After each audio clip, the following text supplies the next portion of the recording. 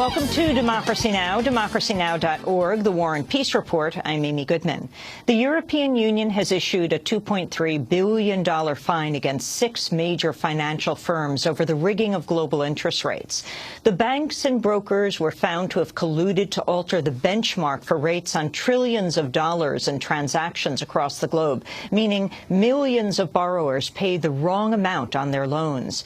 The rigging covered the Euro Interbank Offered Rate, or Euribor, and London Interbank Offered Rate, or LIBOR. All 6 banks are from Europe or the U.S., including J.P. Morgan and Citibank. The banks UBS and Barclays were hit with around $2 billion in fines last year. A federal judge has approved Detroit's bid to qualify for bankruptcy, putting the city on a path to financial recovery but threatening the livelihoods of thousands of city workers.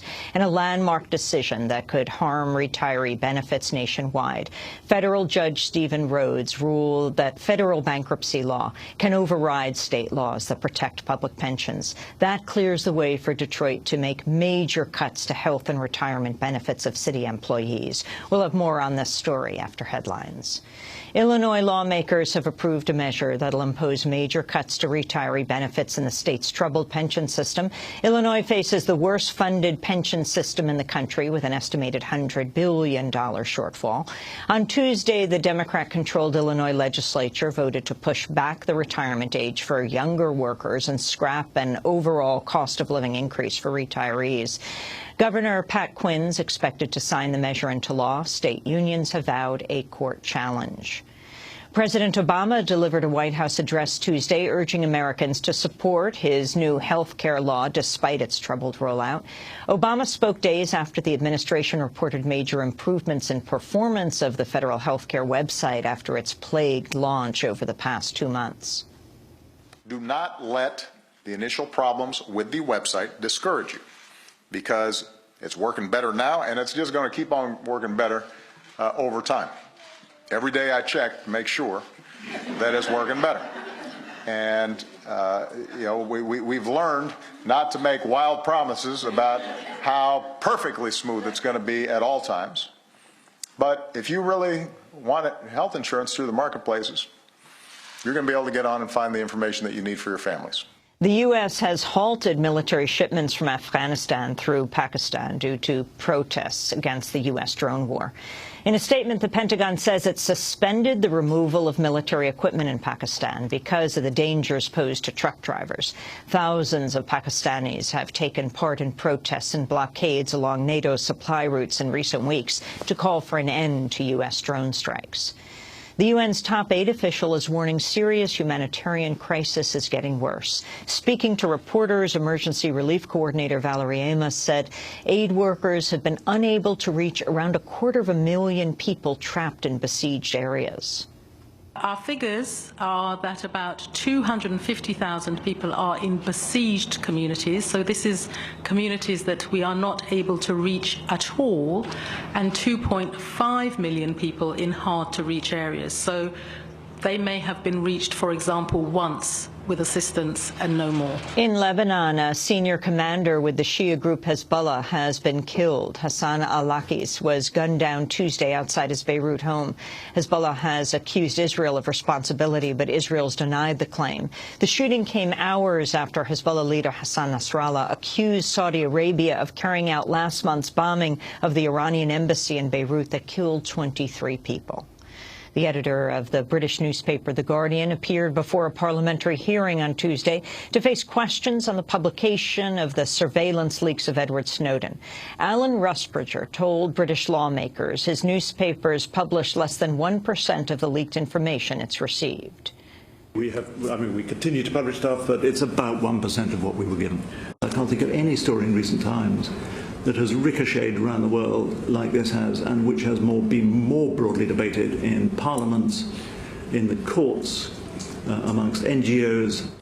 During his comments, Rusbridger said he's met with British and U.S. intelligence officials over 100 times since the Snowden leaks as part of an effort, quote, designed to intimidate. The Guardian agreed to destroy its trove of Snowden files in its London offices earlier this year after the British government threatened legal action. Rusbridger was later asked if he loves his country. Do you love this country? How do you answer that kind of question?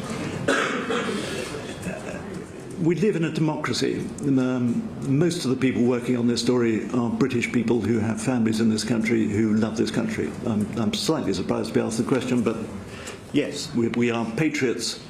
And one of the things we are patriotic about is the nature of the democracy and the nature of a free press and the fact that one can in this country discuss and report these things. At the same hearing, a top British police official refused to rule out the prosecution of Guardian staffers for publishing Snowden's leaks, saying, quote, some people may have committed offenses.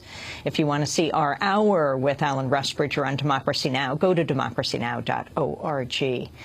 The European Court of Human Rights has opened a landmark hearing into Poland's complicity in torture for hosting a secret CIA prison.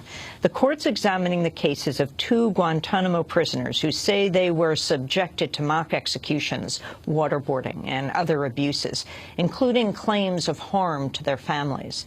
It's the first time a European country has been taken to court for allowing U.S. torture on its soil. A new study has rejected the theory that former Palestinian President Yasser Arafat was fatally poisoned.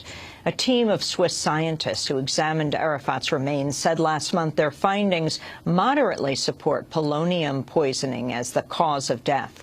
But now a group of French investigators who also studied Arafat's tissue samples say they believe he died of a brain hemorrhage and an intestinal infection.